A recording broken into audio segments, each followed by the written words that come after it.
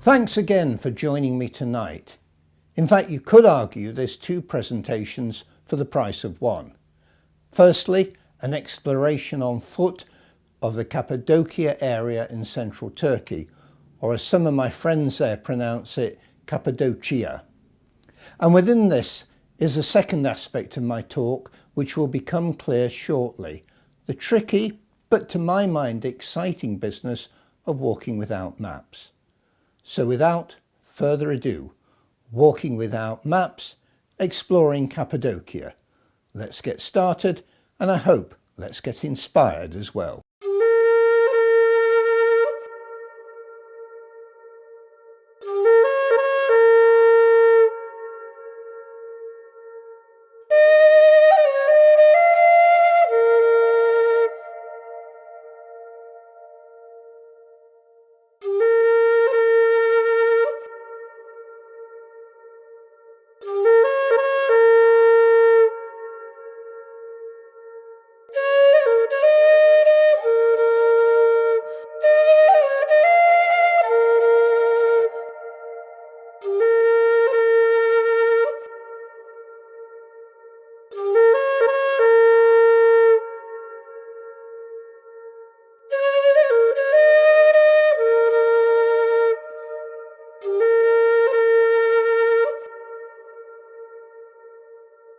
This is Cappadocia.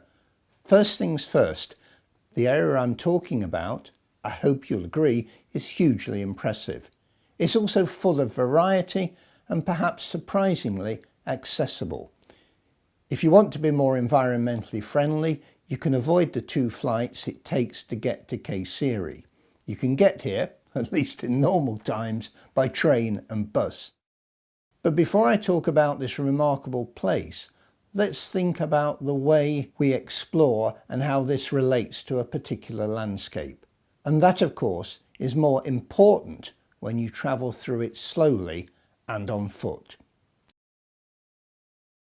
I'm lucky to have worked in some very remote locations, travelling through Baffin Island in winter and visiting the Cirque of the Unclimbables in Canada's Northwest Territory. But in all of those places, I've had maps, and today, whether we use a traditional printed map, a GPS, a smartphone, or a combination of all three, we expect to know exactly where we are. Yet here we are, where Europe meets Asia, but the sort of mapping we've come to rely on almost anywhere else on the planet is to a greater extent missing. There are maps of Cappadocia, but as I'll show you later, many are rudimentary. Many might show you the landscape, but omit landmarks and place names, and some are, in many respects, works of fiction. And as far as walking is concerned, they're very much a mixed blessing. The few walkers I have met on the trail without local knowledge or a guide are as likely as not to be confused and unsure of exactly where they're going. And this can be quite disconcerting. Whatever we use, a traditional paper map, or smartphone or GPS, we're very used to knowing exactly where we are. But don't let that put you off. I hope I'm not simply being perverse, but for me, this gives walking in this region a feeling of genuine exploration. Travelling through the hidden valleys of Cappadocia means we are, in effect, stepping back in time. If you've been to this area, you may recognise some of the photographs I've just shown, but unless you've spent time walking or exploring in this area, I'm sure many of the other images will be less familiar. But here's some good news. We do at least know where Cappadocia is. It's right in the heart of Turkey, in central Anatolia. At first, I thought Cappadocia was a province, but really, it's a geographical description. In simple terms, it's the land lying between 2 big volcanoes, one in the east, the other in the west. Eruptions from these volcanoes covered the land with lava, and what we see today is the result of erosion over 60 million years ago. There's no shortage of tourist hotspots within Cappadocia, which isn't surprising as it's a UNESCO World Heritage Site and a national park. The tourist hotspots include impressive underground cities and places like Grape, which makes a great base from which to explore the area. In Grape, you'll be sharing the town with a number of tourists. I was aware of this on the first morning as I drew back the curtains to see literally dozens of balloons floating past my window, some with young gung-ho pilots incredibly close. This is a big money earner for the local economy, and it's not cheap for the privilege of seeing the sun rise over this landscape. You can even top it up with a champagne breakfast, the ultimate upgrade. This is tourist Cappadocia, but it's the other parts that interest me, and I hope you too. These remain off the beaten track and are far less well known. And it's almost certainly the lack of detailed modern mapping that's responsible for this. This is a surreal and bizarre landscape, one that I find hugely impressive, and the local people are incredibly proud of this area.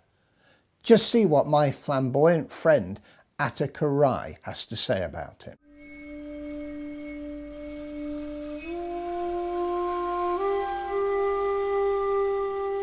I first came here when I was 16 with my family, and I was like, wow, this is crazy. Like, I have never seen something like this. But this was just a short visit, and it's only after the university I really get interested in more deeper history and discovering, exploring not only the known Cappadocia, but the alternative Cappadocia. The Cappadocia like here, these places, I'll bring you to more like this, because this is what I love. I find Cappadocia a curious mix. On the one hand, there are the balloon flights and the rock hotels that are the main attractions. There's more places to stay than I can easily count, and the more attractive the hotel is, the more you'll pay. And Grape is also an increasingly popular destination for mountain biking and even horse riding. But for me, it's best explored on foot. And what I noticed, and initially was surprised by, is the variety of the landscape. Most obvious are these spectacular and somewhat quite phallic pillars that are everywhere outside the town. Turkish people call them fairy chimneys, although I suspect something gets lost in the translation, or perhaps that's just more for the tourists. This landscape can sometimes be quite arid, almost resembling those photographs of the moon's surface, or it can be fertile and full of vegetation. And as you walk round every corner, you discover something new. Every day is a genuine journey of exploration. And what makes this area so attractive to me is not just this constantly changing landscape, but also its complicated yet fascinating history and culture. But to me, the biggest bonus I found is the local people you literally bump into on the trail. For them, meeting a foreigner is still unusual. These are people tied to the land who, in spite of earning little, will insist on giving you some of their produce, in one case tomatoes, but will stubbornly refuse any payment. It's difficult to get them to accept any money. Rather, they seem pleased that you are exploring their community and seeing how they live. For me, walking is the best way to meet these local people. There's something about putting one foot in front of the other that implies, how would I describe this? Perhaps a psychological equality. It's not just a world away from the visitors who've just jumped off a tour bus, snapping away with a camera before even having said hello. For me, it's about getting to places that, as yet, the tour buses can't reach. These are communities who don't live on the route from one must-see place to another. Even today, the lives of these rural people are still influenced by this landscape and its geology. This is a place that day after day hits you right between the eyes and takes your breath away. Behind the formation of Cappadocia is a dramatic story, one that my friend Karai enjoys telling.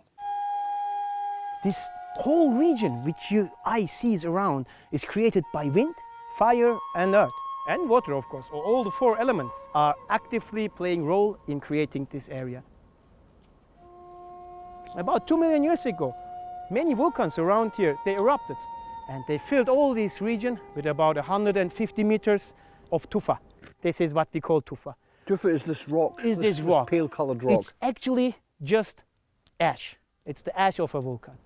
So these materials, which are spit out from the volcan's crater, fall like 50, 40, hundreds of kilometers away from its originated place. But when they cool, they make a pressure on the tufa which is beneath. So when the water and the wind erodes the tufa, what stays for you is the stone on the top and the erosion which creates these shapes. Karai paints an incredible visual picture, although personally I find it hard to imagine the sheer scale of what's happened. Just imagine an area of 20,000 square kilometres covered by lava from volcanic explosions, and then these volcanic flows shaped by wind and water erosion. Finally, the soft rock falling away, leaving a hard cap that formed these distinctive pillars. And the complicated history of this area is equally fascinating. Looking back down through the centuries, archaeological excavations show people living here at least 10,000 years ago. Later came the Hittites, an ancient group of Indo-Europeans who formed an empire whose centre is just a 3-hour drive away. Successive empires have, in fact, dominated the region: the Persians, the Romans, and finally, of course, the Ottoman Empire, a vast empire which lasted 6,000 years from the 14th to the early 20th century. And when this all collapsed, modern Turkey was born. In this area, you literally stumble across evidence of its colourful past as you walk through the landscape. For example, most obvious are the hollowed out churches and dwellings where Christians once hid in these valleys against Arab raiders. And the original name for the town of Grape translates as a place you cannot see. Not only did this Christian population need to hide themselves, but they also had to keep all signs of their existence hidden. Within these rock formations were not just their home, but also their religious places, all hollowed out from the rock. There are around 400 churches in the vicinity of Grape, which was an important centre of Christianity between the 6th and 9th centuries, although it came to the area earlier than that. Some of these places are signposted, but the lack of detailed mapping means that many more of these rock churches remained hidden, and it's easy to simply walk past them without noticing. You can explore these remains in peace, away from the crowds. But, at least on a first visit, without someone like Karai, you would miss most of these unmarked remains. On one of my trips to Cappadocia, I took along Cameron McNeish to film a feature for our adventure show. As I'm sure you know, Cameron is a pretty well-travelled person. I've been with him in Canada, America, and many places in Europe, so I was surprised that he didn't know about this area. As we travelled out, I wondered if he'd share my enthusiasm or think that I'd simply got carried away with it. I needn't have worried. As soon as I introduced Cameron to Karai and this landscape, he was immediately impressed. This is called the Red Pit, or we say Kızıl Çukur, which is one of the most important places here in Göreme region. It's not only important because of its natural beauty, but also its historical beauty, because here are some very important churches. And we will start with my favorite one, which is called the Uzumlu, or the Grape Church. And that's just here, that big rock. It all looks like big rocks, as long as you're not inside. It's a very old church. The frescoes inside are from 8th century. 8th century AD, so almost 1,200 years old. And one very special fresco makes this place unique in all Cappadocia, and that's the St. Simon fresco.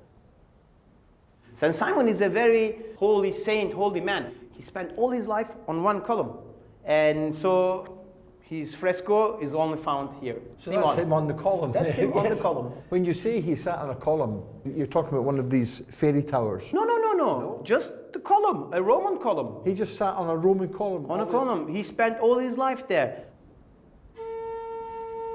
I've seen and heard some amazing things over the years, but the thought of a man sitting on top of a Roman column all his life, that really takes a biscuit.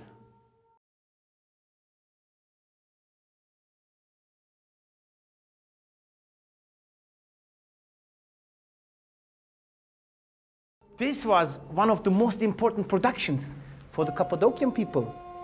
Right, so what are all these little shelves for? These, Cameron, are pigeon houses, or the pigeon nests. They were taking fertilizers out of the pigeons. They were eating their eggs, using their meat like chickens. It is much more protective to use the pigeon instead of the chicken, because the chicken would immediately point to people living in that place. That's what they wanted to avoid. They didn't want anyone to know that they are living in that place. It's a production place for the pigeons. At least this is what you think when you come first inside. But if you follow me, I will show you something else about this place. All right, well, lead on. Mind your head here. Watch. Oh, it's a flight of Short, steps. yes. I hadn't noticed the steps. And long steps. This is extraordinary. And you'd never know from outside that this was here. You could never have the slightest idea that here is something like that. But this is more than just a church. It's like a cathedral. It is a church, but it is like a cathedral. It's the biggest one you can find here in the valley. You know, this makes me feel like Indiana Jones. Me too, always. It's that sense of discovery. It's a sense of discovery. Do you have any idea at all how this was carved out? What is certain is that they started from the top. So they were not digging from down, out, and up. They were starting from a high point and coming down. So all the spoil was sent out while they're digging, and then down, out, another hole, another window, out. So they were going from up to down. Otherwise, it would be impossible to make it anyway. What amazes me is how perfect the architecture is, these beautiful aligned arches. I totally agree, and it also, for me, it is just like a wonder, because these people were not like sophisticated architects. This is different. You don't use the usual material you're using. You're just carving. It needs experience. So it's something which passed from generation to generation for these people. The more I explore this area, well, the more I discover. And the big question, I guess, is this. Just how do you begin to get to know this area? The good news is that there are road maps of Turkey, so getting to Grape from somewhere like Kayseri is easy.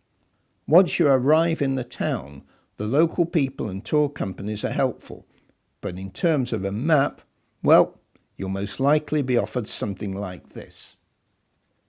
Another map commonly seen is this, or as a variation on a theme, there's this. The real problem I've found is relating places you might want to explore with a bigger picture. Even Google Maps is of limited help. A number of people have tried to use the free OpenStreetMap as a basis, but again, you soon run into difficulties. One or two valleys are more well known, but they may be in different places on different maps. I did meet some walkers who'd been given a pencil drawing, but with just a few names, no scale, and no other information, it was little help. And having made one wrong turn, they were lost and asking for help. On the trails themselves, you do come across some signs, but they aren't as useful as you might think. Some are just names rudimentarily painted on rock. Of course, handheld GPS devices and smartphones are profoundly changing how we orientate ourselves within a landscape and therefore how we travel through it. However, whilst the GPS or smartphone will pretty much pinpoint your location, they're only as good as the map data they contain. And whilst this is getting better, it's still relatively basic. As I just mentioned, a lot of it is based on OpenStreetMap data. This free mapping is a wonderful effort by many people, but here in Cappadocia, you'll find more details of restaurants, hotels and the tourist attraction than information more relevant to walkers. You will also find some places named, but much is still left to the imagination. And the further you get from a town like Grape, the less information is available. And to give just one example, visit Grape and you'll be told about the Red Valley and the Rose Valley. They are two different places, but quite close to one another. Look them up on the web and you will find that they appear almost interchangeable. So until you start walking, you're not sure which is which. And if you've ever had that sinking feeling of knowing you're in the right place but can't find how a walk starts, well, welcome to Cappadocia. Here it can be 10 times harder. You can be walking along a fairly undistinguished track and miss an inauspicious turning. But that turning will suddenly take you down into a hitherto hidden world. And this, I think, is a really important point. Don't let any of what I've just said put you off. Not only will you, quite literally, be walking through history, but devoid of the usual reliance we have on GPS and smartphones, or in my case, usually a map and compass, you'll be undertaking an exploratory journey, and you can ease your way into this landscape. There's an easy walk from Grape to a nearby community through what local people call Pigeon Valley. These birds were not only a source of food, but also fertilizer, and as you might expect, were also used for carrying messages. Also, you don't have to take the 4-kilometre direct route to Uzumlu. There are side valleys to explore with vineyards, orchards of walnut, quince and apricot trees. This route also exhibits one of the common characteristics of walking in this region. The way you drop down into a valley, or equally common, head up at the end to emerge in what seems a totally different world. Time and again you'll be told about these hidden valleys, which is both an accurate description, but also a warning that you need to keep a close eye on where to start. It's easy to miss the way down into many of them. Whichever path you follow, and I've taken various ones, sooner or later you arrive at the tourist town of Uzumlu. It makes a good lunch stop, and the castle, which dominates this settlement, provides spectacular views over the surrounding countryside. And for the return journey, one option is to come back through the White Valley with its small fields and lush vegetation and wonderful rock formation. You might then think that you're continuing through Love Valley, but in fact they're one and the same. White Valley being used to describe the colour of the rock, Love Valley a more literal interpretation of the rock formations. This is a walk to undertake at a leisurely pace. You can easily make it a full day outing. When I was with Cameron McNeish, he summed up this whole area quite simply. He said, it's unlike any other place he'd visited. And I think that's about as good a description as you can get.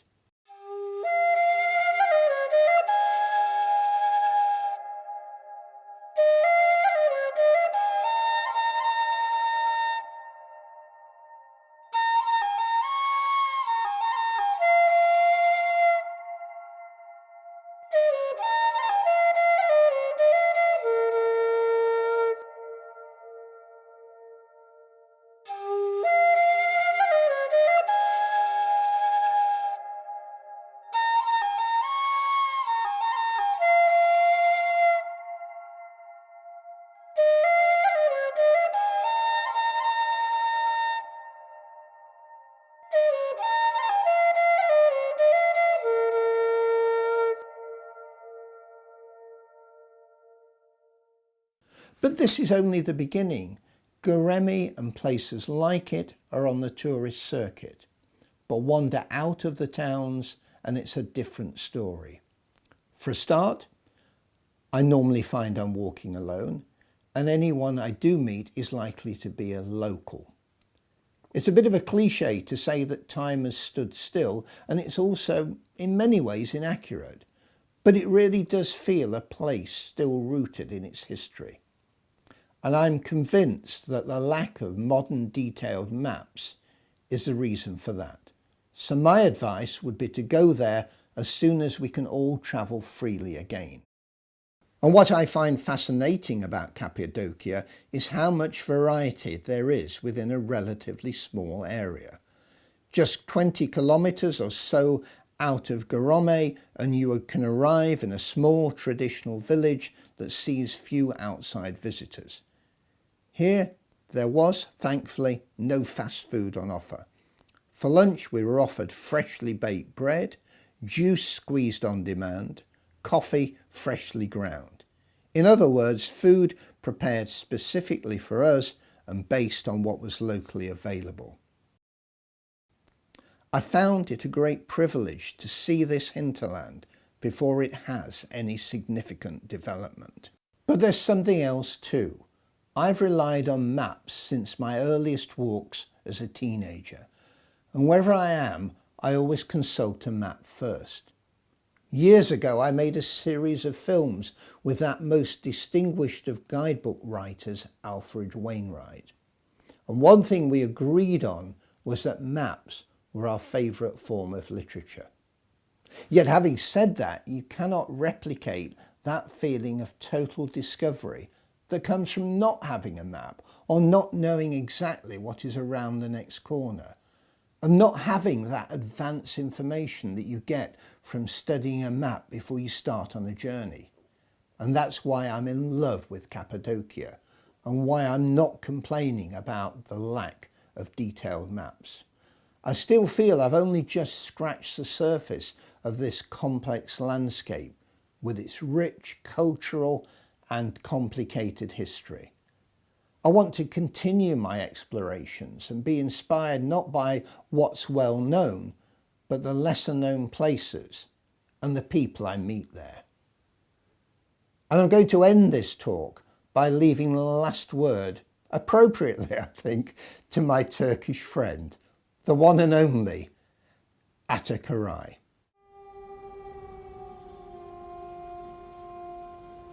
It's just fascinating me every time I come to Cappadocia. It gives you so many clues about your ancestry. Christians, Romans, Hittites, all are my ancestors. Everybody who lived here is my ancestor. So these are all remains of them. Of course, I'm proud of it. Of course, I'm proud of my country. I am happy to be here. This is not only for me, this is for all the humankind, all the mankind.